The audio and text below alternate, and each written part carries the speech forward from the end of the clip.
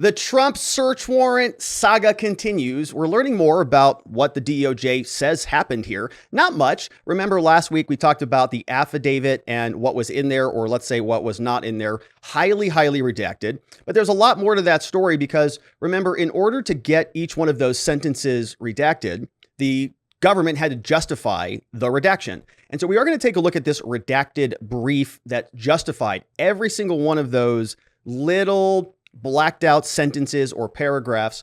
But before we do, we got to familiarize ourselves with this concept of what's called a damage assessment, because in this case, they're saying that everything that Trump had was so damaging. This was a confidential, top secret, ultra, Jason Bourne level, Mission Impossible. You don't even have any idea what's in there. And so the fact that he had a couple boxes of overdue library books says they are saying that this is the end of America. This is a catastrophe. And so they have to now conduct what's called a damage assessment. And this is all taking place over from guys like Adam Schiff. You remember him. This is what he posted on Twitter. He started this out. He said, "Oh gosh, America." He said, "The redacted affidavit makes clear that Trump kept highly classified national defense information at a public resort. If that wasn't alarming enough, some wasn't even in folders, merely intermixed with news clips and other debris," he says. He's calling the president's handwritten notes debris. The IC, he says, must do an immediate damage assessment. Okay, and a damage assessment. How much damage did Trump do, that little dictator, by having overdue library books at his residence in Mar-a-Lago? Well, it's a very interesting question. Now, Adam Schiff is calling for it.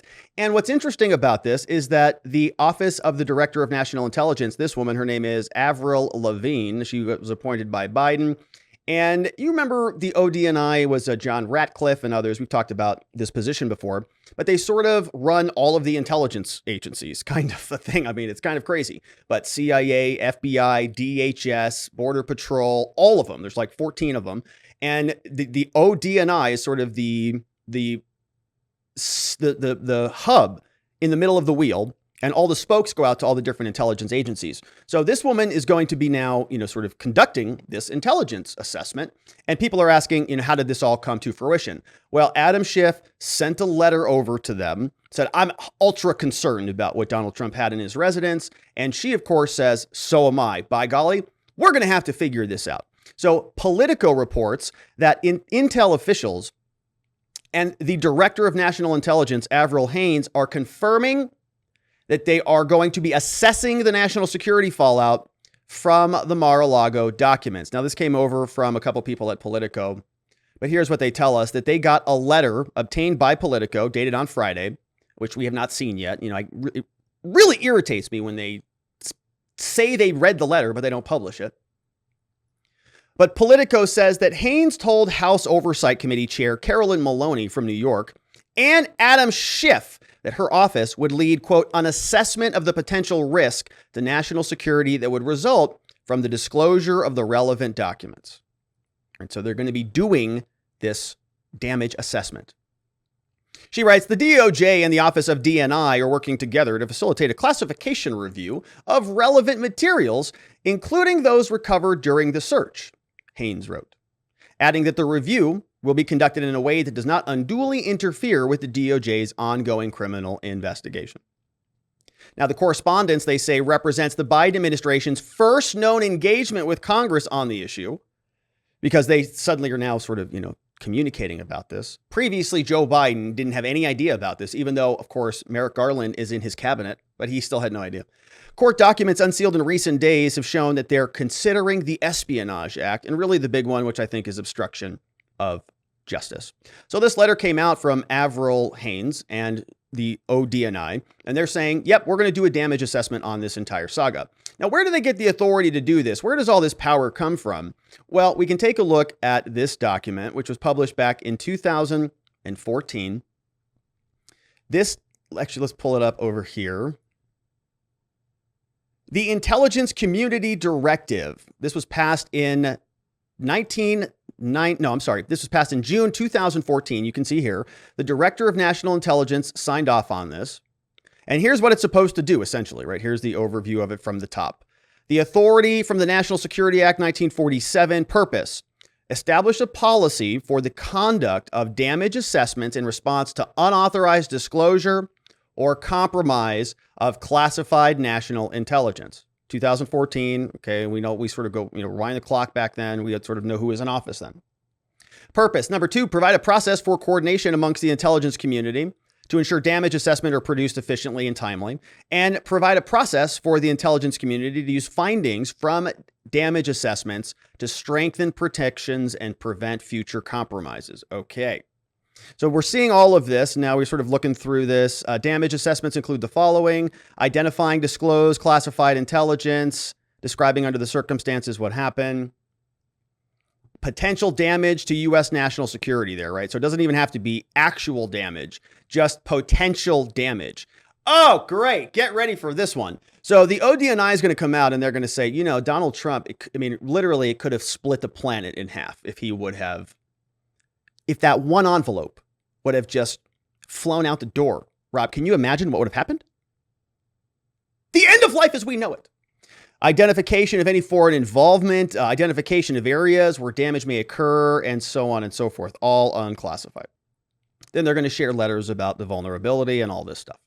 All right, so that's where this comes from. Now, what was very interesting about this saga is that was law previously when, what's her name again? Oh, yeah, Hillary Clinton was in charge running the Secretary of State and in office. Remember this letter?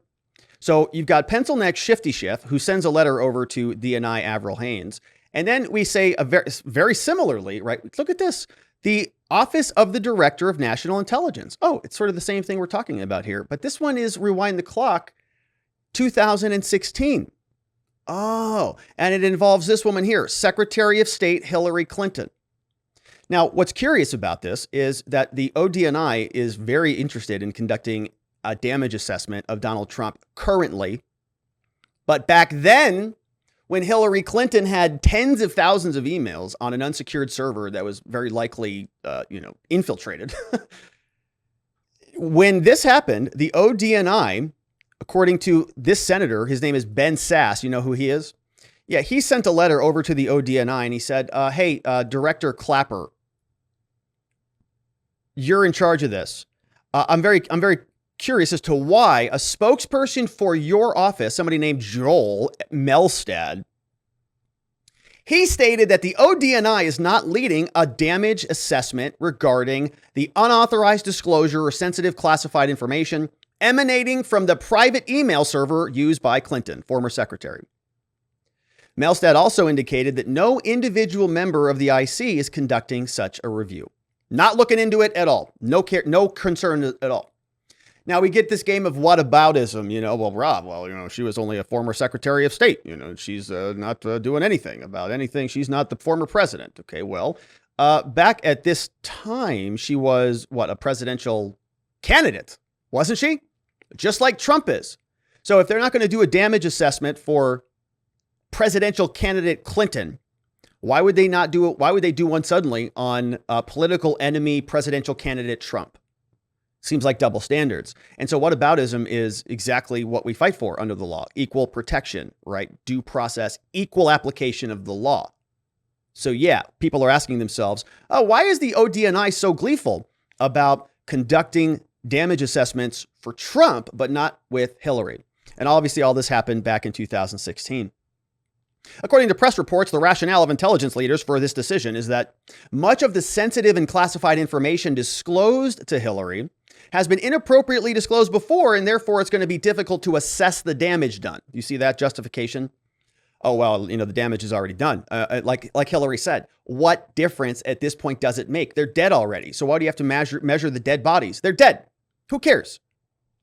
Is this true? Are the ODNI and other intelligence agencies declining to conduct an assessment of the national security implications of this? And if so, what are the reasons for this decision? He says, I'm a member of the Senate Homeland Security Committee and I'm important. And so listen to me. And of course, nobody cares because it's the FBI and the ODNI and the national security intelligence community apparatus that they just do whatever they want. Senator, they don't care about you. So get out of here, Senator. So they did. They got rid of him. Nothing happened with Hillary, of course, because it's a double standard. Hillary Clinton just yucks it up. She just sort of laughs all the way to the bank. Nothing happens there. Now, we know that there's more redactions than even the eyes led on to. Well, last week we talked a lot about the affidavit, the full search warrant, the full affidavit redacted. It was about 38 pages long. The vast majority of it was redacted. But today I want to show you this 13-page document. This is the United States sealed ex parte memorandum of law regarding the proposed redactions. Okay, so last week we talked about that affidavit, which was most of those redactions, and we spent, probably an hour and 15 minutes on a mostly redacted document, which is kind of crazy. But we still went through this in detail. But remember that in order to get those redactions, in order to make those even stick, they had to make an argument for it. Every single one of those sentences, every single one of those paragraphs had to be justified in order to be redacted. And so this was also published. This hit the docket last week, but I'm seeing it today. It was filed August 25th, entered on the docket 8/26, 13 pages long. Here's what it says. And most of this is redacted, by the way, which is the point. So we're not going to go through all 13 pages because most of it's redacted, as we're going to see. It says, pursuant to this court's orders, U.S. respectfully submits this sealed ex parte memorandum of law setting forth the justifications for its proposed redactions to the affidavit. Right? Trump said, I want it all public. DOJ said, not possible. They wanted the whole thing sealed. Court said, you got to justify every single thing that's redacted. And what they're filing here is a sealed document. Okay, so we couldn't see it when they filed this along with the redaction that were proposed. But it's also ex parte, which means that there is no other party that sees this. This only goes directly to the judge.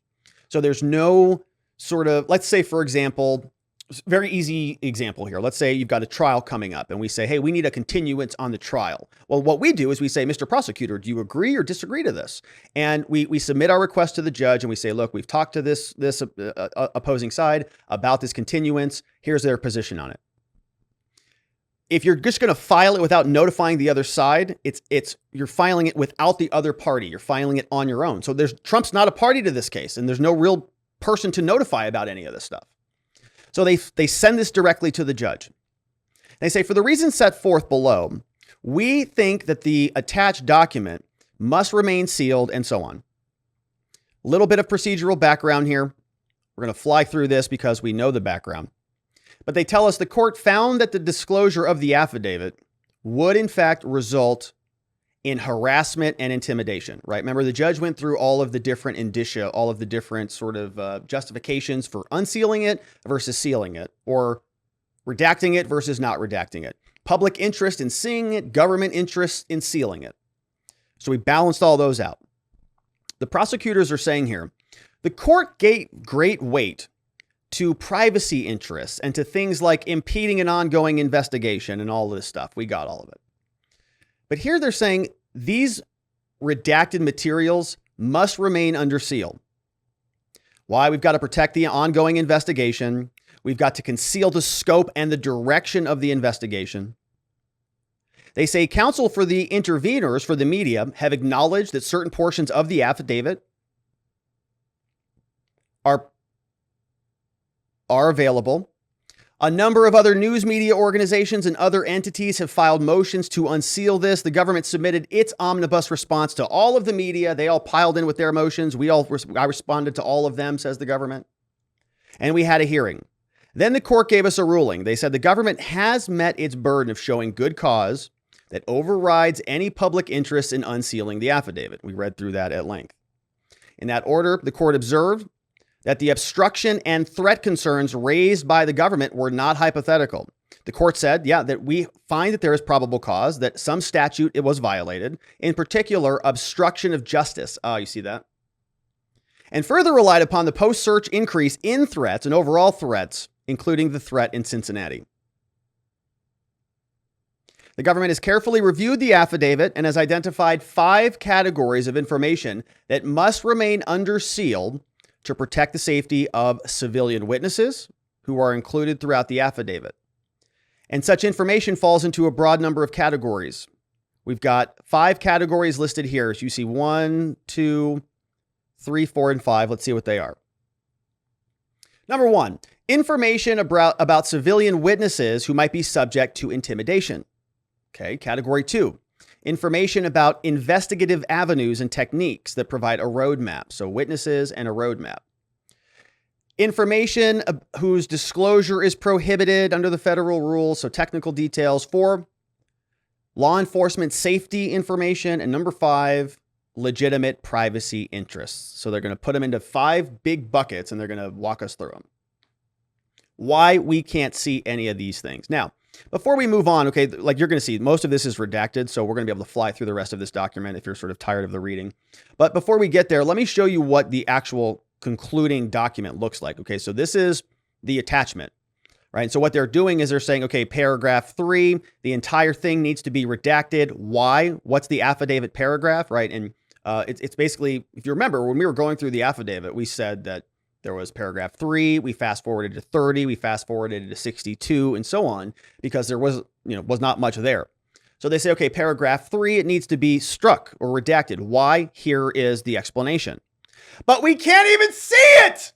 We can't even see what the explanation is. So you see how ridiculous this is? Okay, so paragraph 26, 36, 38, 39, the whole thing. Okay, so you want to redact paragraph 55. Why? Well, it's going to be one of the 5 categories. Literally not a single stinking paragraph or sentence is available for us to see. You scroll all the way down, and then it's there signed off on by agent, signature, agent, safety. All right. So that's what we're talking about. Now, presumably, each one of these little sentences is identifying somebody in one of these categories. So, for example, right, they would either be a witness category, like somebody, you'd say, John Smith, right? He's in there and he's going to be somebody who might be intimidated. So he's in category 1. Or paragraph 5 is a legitimate privacy interest. So we don't want to include that one, and so on and so forth. Okay. So he says paragraph 1, first and foremost, we got to protect the identity of witnesses at this stage. They might be intimidated. We all saw what happened in Cincinnati. So then we get a little bit of sort of an introductory sentence here. And then it says here, information in the affidavit could be used to identify many, if not all of these witnesses. For example, right? Here's the example. So what does that paragraph say? Fill in the blanks. It's sort of like Wordle. It's a really complicated game of Wordle. For example, fill in the paragraph, information in the affidavit. It says, for example, John is somebody who works at Mar-a-Lago, and he does massages. And so sometimes he walks past Melania's closet, which is why the FBI agents needed to go in there and try on her brasiers. And so obviously, if we know that if we say that, John the masseuse in this paragraph, everybody's going to know what happened here. So we can't talk about any of that, right? And then look, fill in the blanks. John the masseuse, you've got, somebody the gardener, the list goes on and on. It says, if witnesses' identities are exposed, they could be subjected to harms, including retaliation and even threats to their physical safety. As the court has already noted, these concerns are not hypothetical in this case. For example, the special agents who were, golfing after their little raid, they felt like they were not welcome at Mar-a-Lago. You get the picture. It says, meanwhile, FBI agents who have been publicly identified in connection with the investigation have received repeated threats of violence. And exposure of witnesses' identities could likely erode their trust in the government's investigation. And it's going to chill other potential witnesses from coming forward. Paragraph 2. So a lot of scared witnesses who can't come out and talk about why Biden's political enemy is being raided. All right. Number 2. As Judge Jordan explained in a prior case, if details about an ongoing investigation are prematurely disclosed, the investigation might be compromised. Yeah, because and other presidents who might be indicted are also going to be alerted to this. Although the public is now aware, they say, that the government executed a search warrant at Trump's home and seized documents marked classified, the affidavit is replete with further details that could be used as a roadmap for anyone intent on obstructing the investigation. Yeah. Maximizing the government's access. They say, for example, right? Here's an example of this. Donald Trump has a history of obstructing us. He took library books out one time in 1987 and he didn't return them. And he said that Deborah Steidelwald, the archivist, is a librarian and has a big building, and she didn't like that at all. And therefore, revealing this information could thus adversely impact the government's pursuit of relevant evidence. In addition, revealing this information could severely disadvantage the government as it seeks further information from witnesses. For example, blah, blah, blah. These concerns are particularly compelling in this case. They say, as explained in the affidavit, which is also redacted, this is redacted, so we don't get to see any of that. It says, in short, the government has well-founded concerns that steps may be taken to frustrate or otherwise interfere with this investigation if the affidavit were prematurely disclosed. They talk about affidavits and filing things under seal according to criminal rules. Grand jury proceedings are sealed. Safety of law enforcement personnel. Minor but important redactions are made to protect the FBI. It says here, specifically information like biographical information, right? No real issues with that. Here, privacy interests. The government recognizes that the former president has spoken publicly about this investigation and has said in a public statement that he wishes for the affidavit to be disclosed in its entirety, right? Trump says, I want it all out there.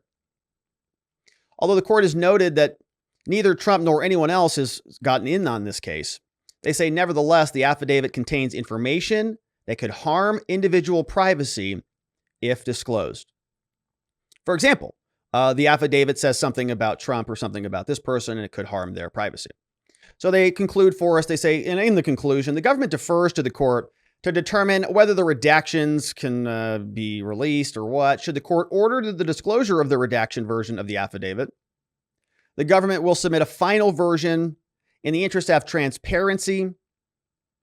We think that these should be narrowly tailored, the redactions. It says the government will submit a version of the filing that identifies the portions that can be publicly filed. And with the court's permission, government's going to confer with counsel for former President Trump about whether they have any objection to unsealing. Of course, they didn't. Absent any objection, the government supports unsealing the letter. And they did, right? That was the letter that came out of Mr. Corcoran's email over to the DOJ. So that was unsealed as part of the original affidavit.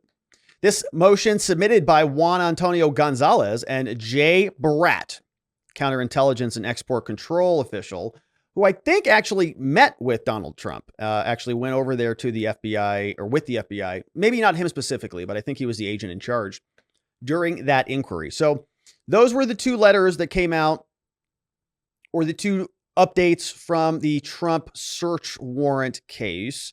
Trump responded to some of this stuff on Truth Social. Let's pull some of these up. Here it is. Yeah. Trump posted on Truth Social over the weekend about the raid on Mar-a-Lago. He says, here we go again. The radical left Dems fraudulently created the now fully debunked Russia hoax. They got caught and failed, but tried to get me with, quote, obstructing their fake investigation of their fraudulent made-up story. So they make up a vicious and fake story. I fight it, and they claim I obstructed the investigation. It didn't work, but now they're doing the same thing with the raid on Mar-a-Lago assault. I did nothing wrong. They did. He says there, it is prosecutorial misconduct, right? Sort of causing some of these process crimes is sort of where he's saying with this, right? There's a back and forth. Trump gives them documents. The way that I think that this is really playing out, remember Donald Trump actually gave them some boxes back. They opened up those boxes. They said, oh, there's classified documents in there. The month before that, Trump said, you got all the documents back. They said, well, obviously we didn't, because we're looking at this new box and there's classified documents in there. So that must mean you're lying to us. You told us that you gave us everything back. All of your overdue library books, you said you returned them. You didn't return them. Therefore, you're in breach of the library law and you're going to prison and you get the death penalty now. Trump also posted, Trump said, the DOJ and the FBI are practicing election. We're going to leave that one alone. He says that, I'm going to leave that one alone too. He says, Yeah, I want to talk about this one tomorrow. All of this Hunter Biden stuff. He said they allowed spying on my campaign, and they told Facebook and the media that the laptop was Russian disinformation, and it wasn't. And now they don't want anyone to read the words and the meaning of the very important Presidential Records Act, under which I did nothing wrong, but they did. Yeah, somebody in the chat said the first part of this truth is redacted. We're going to have to redact the first part of Trump's statements. He's getting better about that, if you notice that, right? He's getting better about not interspersing some of the election stuff in with his comments so that people can share them, right? One of his prior videos was of that variety. I thought he was going to be ranting about the election, and he wasn't actually, and it was shareable. It's a lot more shareable because he knows that he's fighting a war against the big tech jerks out there all over the place. And so that is the update on the Trump search warrant.